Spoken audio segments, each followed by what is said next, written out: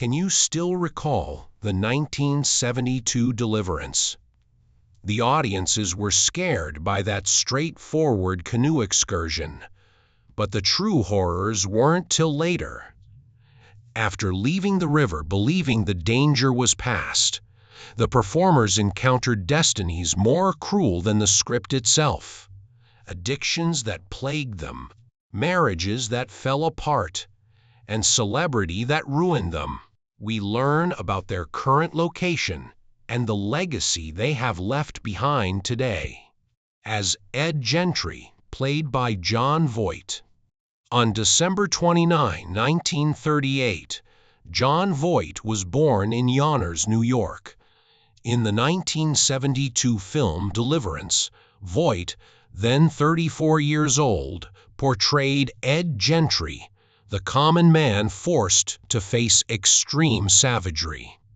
The part signaled the start of a lengthy career in Hollywood, and, as his fame grew, the burden of his personal life started to shift in the other direction.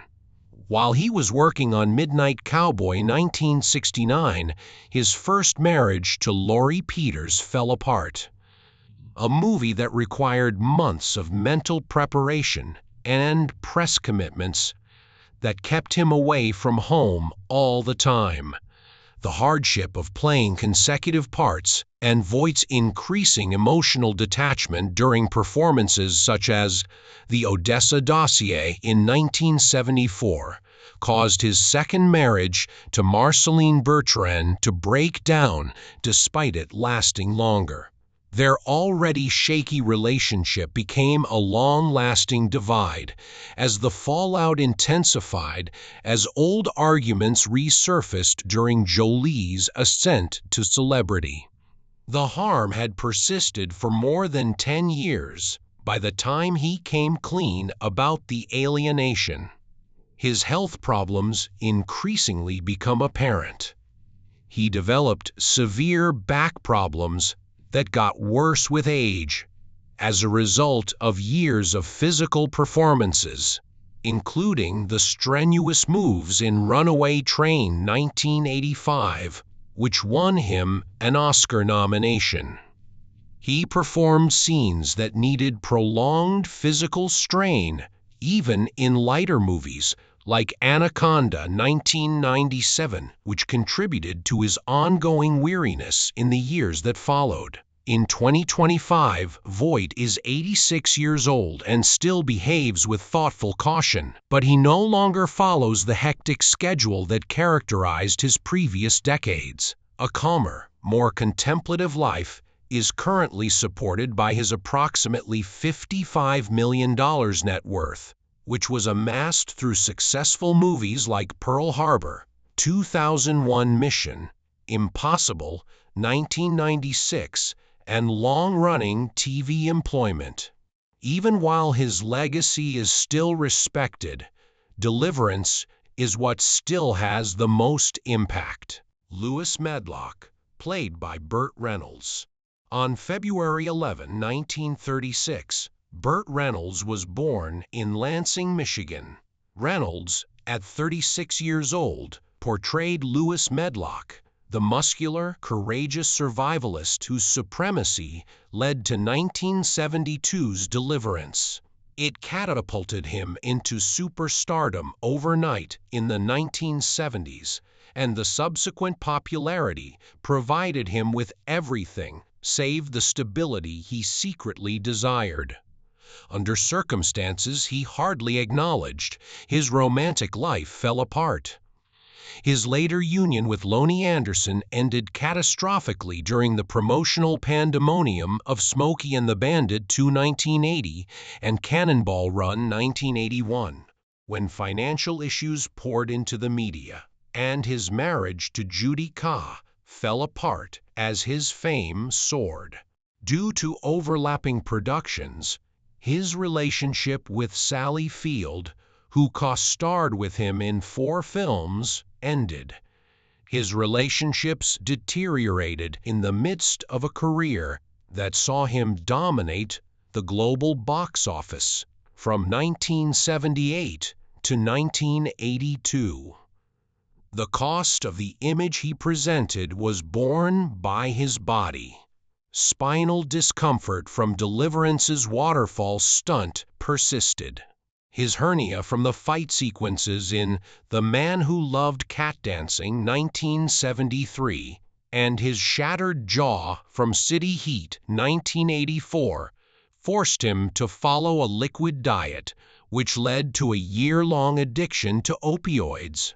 Even as he gained fresh recognition with Boogie Nights, his work became more challenging due to prostate cancer in 2009, heart surgery in 2010, and a lifetime of untreated anxiety. 1997. Reynolds passed away in Jupiter, Florida on September 6, 2018, at the age of 82 due to cardiac arrest. A conclusion as sudden as many of the stunts he once demanded to do. In 2021, on his 85th birthday, a bronze bust was unveiled in Hollywood Forever Cemetery, where his ashes were buried beneath it. His about $5 million 2025 net worth was the result of decades of bankruptcy filings, alimony, and unsuccessful business endeavors. Bobby Tripp, played by Ned Beatty. On July 6, 1937, Ned Beatty was born in Louisville, Kentucky. In Deliverance 1972, Beatty, then 35, portrayed Bobby Tripp, the gullible stranger whose attack turned into one of the most unsettling scenes in movie history. He became instantly famous throughout Hollywood as a result of the moment, but few performers were ready to bear the weight of that recognition. As he starred in the ensemble film Nashville 1975 and Judge Roy Bean 1972, his marriage to Sandra Johnson became his fulcrum after previous unions had faltered under the pressure of constant work in the mid-1970s. He purposefully avoided taking the lead. Can you still recall the 1972 Deliverance? The audiences were scared by that straightforward canoe excursion, but the true horrors weren't till later. After leaving the river believing the danger was past, the performers encountered destinies more cruel than the script itself. Addictions that plagued them, marriages that fell apart, and celebrity that ruined them. We learn about their current location and the legacy they have left behind today. As Ed Gentry, played by Jon Voight. On December 29, 1938, Jon Voight was born in Yonkers, New York. In the 1972 film Deliverance, Voight, then 34 years old, portrayed Ed Gentry, the common man forced to face extreme savagery. The part signaled the start of a lengthy career in Hollywood, and, as his fame grew, the burden of his personal life started to shift in the other direction. While he was working on Midnight Cowboy 1969, his first marriage to Laurie Peters fell apart. A movie that required months of mental preparation and press commitments that kept him away from home all the time. The hardship of playing consecutive parts and Voight's increasing emotional detachment during performances such as The Odessa Dossier in 1974 caused his second marriage to Marceline Bertrand to break down despite it lasting longer. Their already shaky relationship became a long-lasting divide as the fallout intensified as old arguments resurfaced during Jolie's ascent to celebrity. The harm had persisted for more than 10 years by the time he came clean about the alienation. His health problems increasingly become apparent. He developed severe back problems that got worse with age as a result of years of physical performances, including the strenuous moves in Runaway Train 1985, which won him an Oscar nomination. He performed scenes that needed prolonged physical strain, even in lighter movies like Anaconda 1997, which contributed to his ongoing weariness in the years that followed. In 2025, Voight is 86 years old and still behaves with thoughtful caution, but he no longer follows the hectic schedule that characterized his previous decades. A calmer, more contemplative life is currently supported by his approximately $55 million net worth, which was amassed through successful movies like Pearl Harbor, 2001 Mission, Impossible, 1996, and long-running TV employment. Even while his legacy is still respected, Deliverance is what still has the most impact. Mary's death in 2006, precisely 50 years after their first date, devastated him to such an extent that he turned down almost all of the subsequent acting offers. His life was completely transformed by sadness rather than by illness. He used music as a means of surviving rather than going back to playing prominent parts like Captain Jellicoe in Star Trek: The Next Generation. He performed folk sets that were based on the songs he and Mary used to sing together in private. He released CDs through modest labels and performed in small places on his yearly visits in Ireland, which turned into a haven. Even his subsequent appearances in films like Nashville 2018 and Dexter 2011 had a more subdued, introspective tone. Cox, who is 87 years old in 2025, continues to wow audiences with an endurance that seems to defy aging by performing in over 100 gigs annually. Decades of touring, album sales, and consistent character roles in over 50 movies and TV shows are the main sources of his reported $3 million net worth. As an actor and musician, he still lives on the road, bringing Mary's memories to every performance. Born in New York on January 17, 1925, Seaman Glass was the first Griner. Glass portrayed the gritty, vigilant mountain guy who helped characterize Deliverance, first Grinder, at the age of 47, 1972. There was a rawness to his acting in every scene.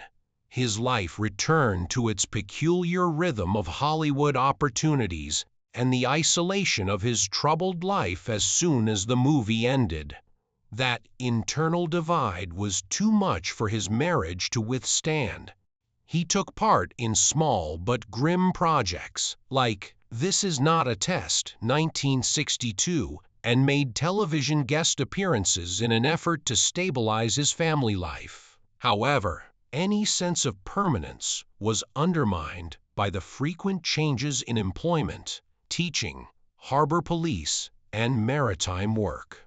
Long periods at sea, which he later said made him feel more like a ghost than a husband, caused the emotional divide to expand even more. They were divorced in the late 1970s because their relationship had deteriorated too much. And the same steady wear was evident in his health. Following cues on the set of The Other Side of Hell 1978 was challenging for someone who was partially deaf, and because his physicality no longer matched the intensity directors desired, he retreated from difficult parts more and more. His lungs were compromised by years of hard work, and his exhaustion was evident when he worked nights as a Santa Monica harbor patrolman. He used to reject the necessity of recuperation days for even short film returns, such as Hawkins' Breed 1988. At the age of 91, Glass passed away in Los Angeles on July 12, 2016. capping a life more defined by perseverance than celebration. His estimated net worth, which came from teaching jobs, pensions, and sporadic acting, was modest but steady, reflecting a guy who valued practicality over fame. Deputy Queen Middleman. Mac McSelman was born in Memphis, Tennessee, on December 30, 1932. He portrayed Deputy Queen, the calm but astute officer whose subtle authority enhanced Deliverance. At the age of 40, 1972, he was moving from theater to screen when the role came along. His life thereafter settled into a pattern where every new position put the precarious equilibrium between stability and ambition to the test. His decades-long marriage to actress Pat McSelman was influenced by the erratic rhythm of his work on Broadway and television. After making appearances in miniseries like Captains and the Kings in 1976 and The Last of Mrs. Lincoln in 1971, they learned to appreciate the little periods of normalcy in between productions as a result of the prolonged separations, which formed a silent tax on their relationship. Their dependence on one another was strengthened by the lack of children, particularly in the 1980s when his workload grew due to his episodic appearances on Three's Company, Murder, She Wrote, and Cheers. His health deteriorated over time, starting with the 1997 heart attack that ended his late rise to fame after falling down in 1993. Despite his best efforts to remain active, he was unable to recuperate, and the subsequent strokes only made his condition worse. Chronic respiratory issues brought on by years of heavy smoking rendered even minor jobs untenable. By the time he moved back to Memphis permanently, he was talking about his career in the past tense. A final reminder of the health issues that had dominated McSelman's later years, he passed away on November 29, 2005, at the age of 72, following several strokes. Decades of consistent supporting parts in over 40 film and television productions, such as Smokey and The Bandit 1977 and The Falcon and the Snowman 1985, contributed to his estimated net worth of $2 million. Although his funeral was private, he continues to be one of the few performers whose fleeting roles were more significant than many prominent ones. Mountain Man, played by Bill McKinney. On September 12, 1931, Bill McKenna was born in Barton, Arkansas. He portrayed the Mountain Man, the vicious backwoods assailant whose presence made Deliverance 1972 one of the most eerie movies ever made. At the age of 41, he was immediately branded as Hollywood's most dangerous villain by the role, and ever since, everything in his life has been influenced by that performance. His brief engagements with Felicity June Bach and Janelle Booth ended in divorce, as he battled alcoholism and the psychological effects of being portrayed as aggressive guys all the time. The stability he required at home was eaten by the industry's demand for his darker persona. Even after he gained notoriety in The Outlaw Josie Wales 1976, or made appearances in Thunderbolt and Lightfoot 1974. Cave Spring High School teaching attending school in his early acting years was an attempt at normalcy. However, he was constantly drawn away by his career in Hollywood, making it difficult for a marriage to recover. His years of excessive smoking, which left him exhausted on sets like Bronco Billy 1980 and Every Way Loose 1978, were the initial step in his gradual decline in health. The fall was rapid when esophageal cancer struck in his late 70s, consuming what was left of a career that had lasted over 50 years. He worked through a lethargy that indicated the illness he sought to cover up in silence, even when producing his country album Love Songs from Antry, or making late performances in the Green Mile in 1999. McKinney passed away at his San Fernando, California, home on December 1, 2011, at the age of 80 due to esophageal cancer. His predicted $1.5 million state in 2025 is the result of decades of steady character work in over 70 films and hundreds of television appearances. The horrifying portrayal of Charlie Borman as Ed's boy in American movies continues to honor his memory. Charlie Borman was born in London, England, on August 23, 1966. He made his appearance in Deliverance 1972 at the age of 6 as Ed's boy, the reserved youngster who was waiting for the film's poignant conclusion. Although his time on screen was brief, it was the start of a long-term partnership with his father, director John Borman. His life would swing toward peril, adventure, and survival after he entered the movie theater for the first time.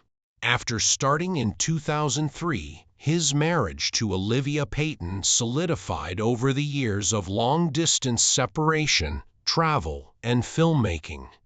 His early career was shaped by projects like Excalibur 1981 and The Emerald Forest 1985, but his later motorbike expeditions, documented in Long Way 2004 and Long Way Down 2007, were what kept him away from home for months at a time. His dyslexia made traditional acting challenging, and his unpredictable documentary schedule frequently made it impossible to strike a balance between his family and his ambitions. His discovery of testicular cancer in 2010 came as a shock, forcing him to have surgery and recuperate, which put a stop to all of his filmmaking responsibilities. He was changed by the experience, and Long Way Up 2020 and other later Long Way series became venues for raising awareness of men's health. Whether in South America or Africa, his profession served as evidence of the fortitude he had developed over the years by enduring hardship and disease. In 2025, Borman is 59 years old, leading international adventure tours, participating in stage events, and carrying on with his charitable work with UNICEF. Instead of traditional acting, his estimated $4 million net worth comes from books, travel series, television, and worldwide touring. And in spite of the wounds in his personal life, he continues to be a representation of perseverance, a far cry from the reserved youngster audiences initially witnessed during Deliverance. Bullard, the sheriff, played by James Dickey. On December 2, 1923, James Dickey was born in Atlanta, Georgia. He played 49-year-old Sheriff Bullard in Deliverance 1972, the subdued detective whose presence gave the film's climactic scene a frightening sense of authenticity. Given that the movie was based on his own book, it makes sense. The distinction between author and character was muddled by his cameo. His life as a writer and public figure became even more tumultuous after that. His drunkenness and the instability that came with celebrity caused his marriages to fall apart. After Buck Dancer's Choice in 1965 and his nomination as U.S. Poet Laureate in 1966. His first marriage to Maxine Sisson lasted for over 30 years, but it ended in a whirlwind of acclaim. After Deliverance became a bestseller, his second marriage to Deborah Dodson was characterized by extended periods of teaching, traveling, and writing commitments, leaving their home life disrupted by his unrelenting pace. His health started to decline in the late 1980s, shaped by years of heavy drinking that damaged his liver and caused jaundice long before pulmonary fibrosis appeared. Even as he wrote The Strength of Fields for Jimmy Carter's 1977 inauguration, the strain within his family deepened instead of easing. Even though he continued to lecture and revise Poems for Poems 1957 to 1967, pushing his body harder than his doctors thought possible. Teaching his final classes at the University of South Carolina required more and more effort, especially as his breathing problems got worse every semester. By the mid-1990s, he was being admitted to the hospital more frequently. Dickey's 2025 estate, valued at about $2 million, is largely derived from ongoing sales of Deliverance 1970 University archives and poetry collections that continue to be mainstays in American literature. Dickey passed away in Columbia, South Carolina, on January 19, 1997, at the age of 73, just 6 days after teaching his final class.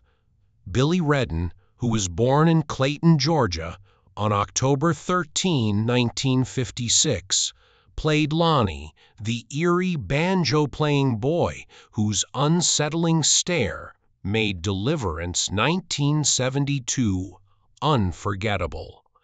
At the age of 16, Redden is the poet who wrote America's Wilderness Nightmares and then entered the frame as Sheriff Bullard, watching his own creation swallow the men who entered it. His brief appearance bound him to the movie long after the credits rolled, and from that point on, his life would be defined by Hollywood's shadow rather than by Hollywood itself. He never married, instead retreating into a quiet life in Robin County as roles dried up and the image of the mountain boy followed him everywhere he went. Even when Italian filmmakers brought him into Blast Fighter in 1984, and Tim Burton cast him in Big Fish in 2003, the roles only served to reinforce the stereotype that had shaped his career. While others moved on from Deliverance, Redden found himself going back to regular jobs as a cook, dishwasher, and co-owner of a small cafe, attempting to establish a stable life away from the movie that had made him famous. This made him realize that his problems were more economic than medical, exacerbated by decades of typecasting that restricted his options and kept him stuck in low-paying local work. In 2025, Redden is 69 years old, still living modestly in Georgia, and occasionally attending local film events related to Deliverance. The documentary, The Deliverance of Robin County, 2012, revisited the emotional toll the film had taken on him, particularly the disappointment of never receiving substantial residuals. By that time, returning to Hollywood was physically and financially difficult, leaving local jobs as the only sustainable path forward. Herbert Cowboy Coward as Toothless Man. On February 12, 1939, Herbert Cowboy Coward was born in Haywood County, North Carolina. His estimated net worth of $100,000 reflects a lifetime built not from cinema, but from the steady, uncelebrated jobs that kept him afloat. Nevertheless, he became part of American film history through a single scene filmed in the mountains in 1972. He played the Toothless Man in Deliverance, 1972, at the age of 33. His untamed appearance and eerie presence gave the scene a realism no trained actor could match, and that one role would follow him for the rest of his life, shaping a career he never anticipated. The character was a feral mountain figure whose chilling line, "He got a real pretty mouth," became one of the most quoted in American film. Despite his brief reunion with his wife in the mountains, the financial instability of early acting roles, particularly after Deliverance, thrust him into a spotlight he didn't know how to navigate, and caused his first marriage to fall apart after only a few years due to long stretches of separation while he drifted between labor jobs and seasonal acting work at Ghost Town in the Sky. He never experienced long-term illness, but his body bore the wear of factory shifts at BASF, where he worked nearly 3 decades after Deliverance, and decades of physical labor and stunt work. Later roles in the 2007 film Ghost Town and appearances on Moonshiners 2013 brought him newfound recognition, but none brought the stability needed to restore the intimacy the early years had eroded. Although he continued to make brief TV appearances related to Appalachian storytelling and the legacy of Deliverance, the most devastating blow came not from illness, but from tragedy. The car accident in 2024 that claimed his life, the life of his girlfriend, and the small pets they traveled with. By that time, years of hard work had already slowed him. Coward passed away in a North Carolina highway accident on January 24, 2024. At the age of 85, leaving behind a modest estate worth approximately $500,000. His income was primarily derived from factory work, sporadic film roles, and decades of ghost town tourism appearances. His legacy lives on in one memorable performance. Belinda Bay as Martha Gentry, born in Kentucky, on April 26, 1950, at the age of 22, Belinda Beatty made a brief but poignant appearance in Deliverance 1972 as Ed's wife, Martha Gentry, who represented the world the men fought so hard to return to. Her marriage to Ned Beatty began in 1971 and lasted through the early years of his rising fame, surviving his intense filming schedule for Nashville 1975 and Network 1976. However, the very success that lifted their household also pulled them apart, and that moment would become one of the few stepping stones in a small but meaningful screen career. Their marriage was unable to overcome the distance caused by their frequent travels, lengthy productions, and increasing media attention. They divorced in 1979, but she continued to provide for their 2 children in private, while choosing a life away from the cacophony of Hollywood. She did not suffer from any well-known illnesses, but the strain of juggling 2 children and a failing marriage during Ned Beatty's busiest decade, when he was filming Superman 1978 and Friendly Fire 1979. In 2025, Belinda Beatty is 75 years old and leads a private life in Kentucky, far from the industry that once touched her briefly. Her own acting roles in Stroker Ace 1983 and Murder 1984 became sporadic, shaped by the need to establish stability at home rather than pursue a sustained career on screen. Despite leaving Hollywood decades ago, her last scene in Deliverance serves as a symbolic reminder of safety, normalcy, and the precarious life that awaits the men who survive the river. Her estimated $2 million net worth in 2025 is a result of both her limited acting career and the inheritance associated with Ned Beatty's estate. Now that you've witnessed the true tale of the Deliverance cast, a trip far darker than anything depicted on screen, which actor's demise most surprised you? Let us know in the comments.